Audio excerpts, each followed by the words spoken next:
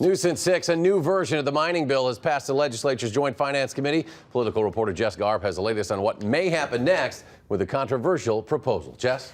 Well, Eric, this version is a new one offered to appease concerns of Republican Senator Dale Schultz, the one Republican vote needed to pass the bill in the Senate. But tonight, lawmakers are no closer to getting his vote.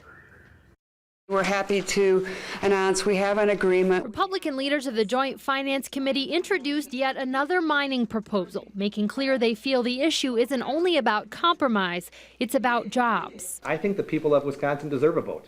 I think that a vote should happen in the state Senate so that every single Wisconsinite can know who's for bringing jobs in and who's isn't. But senators worried about environmental regulations and public input changes rejected the idea out of hand. I would say that the compromise that they just offered is no compromise at all. In fact, it makes a bad idea worse. Finance Committee members discussed and debated for hours two proposals, one from Democratic Senator Bob Jauch and Republican Senator Dale Schultz, the other from finance leaders Darling and Voss, as unions and mining company Gogebic Taconite turned up the heat on the jobs issue. This is an 8F memorandum that not only ensures that 95% of this project will be built union by our trade workers, it also assures that this work will be performed at a fair wage by Wisconsin workers. Ultimately, it was the Darling-Voss proposal that got the votes in committee, but right now it doesn't have the votes to pass the Senate. I guess I'm living in the world where I really believe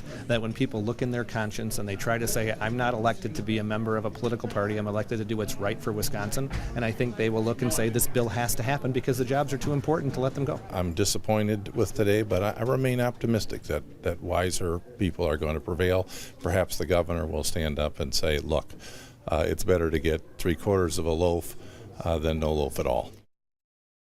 But tonight, the governor says in a statement that he supports the Joint Finance Committee's efforts and believes they have made, quote, substantial compromises towards getting Schultz's vote. The bill is now listed on the Senate calendar for a vote tomorrow.